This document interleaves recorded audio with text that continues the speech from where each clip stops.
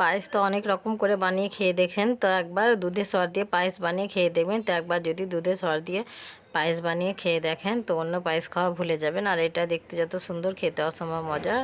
আর এইভাবে যদি পায়েস বানিয়ে খান তো বারবার এইভাবে পায়েস বানাবার বাহানা খুঁজবেন। পায়েস বানাবার জন্য এখানে আমি 1 লিটার লিকুইড দুধ নিয়েছি। তো আমি কড়াইয়ে নিয়ে নিয়েছি, তো গ্যাস অন করে দিয়েছি। তো দুধগুলোকে খুব ভালো করে আমি ফুটিয়ে নেব। তো এখানে আমি 100 গ্রাম গোবিন্দভোগ চাল নিয়েছি, তো আপনারা আতপ চালও নিতে পারেন। তো আমি এখানে গোবিন্দভোগ চালটা নিয়েছি। তো চালটাকে আমি 4-5 বার খুব ভালো করে পরিষ্কার করে ধুয়ে নেব, কেননা চালে একটা সাদা পাউডার থাকে। তো এই যে আমি চালটাকে খুব ভালো করে পরিষ্কার করে 4 বার ধুয়ে নিয়েছি। তো দুধগুলো এদিকে খুব ভালোভাবে ফুটে উঠেছে। তো আমি ধুয়ে রাখা চালগুলোকে পুরোটাই দিয়ে নেব। তো এই যে আমি ধুয়ে রাখা চালগুলোকে পুরোটাই দিয়ে নিয়েছি। চালগুলোকে আমি খুব ভালো করে নেড়ে নেব। তো এই যে আমি চালগুলোকে খুব ভালো করে নেড়ে নিয়েছি। তো চালটাকে তল থেকে খুব ভালো করে নেড়ে নেবেন। তো এই যে আমি চালগুলোকে খুব ভালো করে নেড়ে নিয়েছি। তো চালগুলো দেওয়ার পরে খুব ভালোভাবে ফুটে উঠেছে। তো এখানে আমি 4টা এলাচ নিয়েছি, তো দিয়ে নেব ফ্লেভারের জন্য।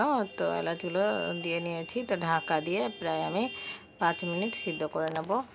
ঢাকা দিয়ে চালগুলোকে আমি 5 মিনিট সিদ্ধ করে নিয়েছি। আর এই যে বুঝতে পারছেন চালগুলো অনেকটাই সিদ্ধ হয়ে গেছে। তো আবার আমি নেড়ে নেব। আর এভাবে মাঝে মাঝে একবার নেড়ে নেবেন, নইলে তলে বসে যেতে পারে। আর তলে বসে গেলে কিন্তু পায়েসটা একটু খেতে ভালো লাগবে না। তো আবারও আমি ঢাকা দিয়ে আরও 5 মিনিট সিদ্ধ করে নেব। তো ঢাকা দিয়ে আরও 5 মিনিট সিদ্ধ করে নিয়েছি। আর এই যে পুরোপুরিভাবে চালগুলো সিদ্ধ হয়ে গেছে। আর এই যে আপনাদের বুঝিয়ে দিচ্ছি। আর এই যে বুঝতে পারছেন চালগুলো পুরোপুরিভাবে সিদ্ধ হয়ে গেছে। তো এখানে আমি 200 গ্রাম চিনি নিয়েছি। তো 200 গ্রাম চিনিতে পারফেক্ট মিষ্টি হয়ে যাবে। তো আপনারা কম বেশি করতে পারেন। তো চিনিগুলোকে আমি খুব ভালো করে আমি নেড়ে নেব। আর এইভাবে চিনিটা দেওয়ার পরে খুব ভালো করে নেড়ে নেবে।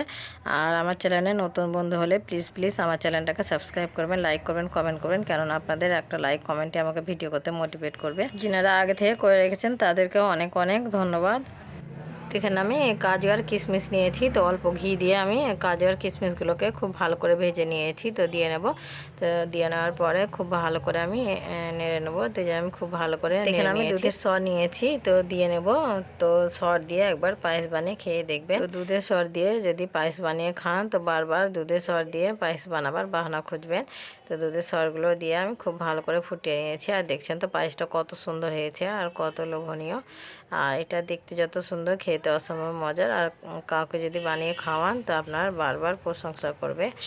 পায়েসগুলো আমার হয়ে গেছে, তো আমি গ্যাসটা অফ করে দেবো। তো এই যে আমি পায়েসটা আমি গ্যাস থেকে নামিয়ে নিয়েছি। আর দেখছেন তো কত সুন্দর হয়েছে আর কত লোভনীয়।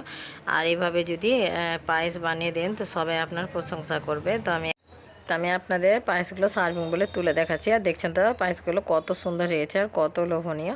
তো একই রকম করে আমি সার্ভিং বলে তুলে নিয়েছি। তো কাজু আর কিশমিশ দিয়ে হালকা সাজিয়ে নেব।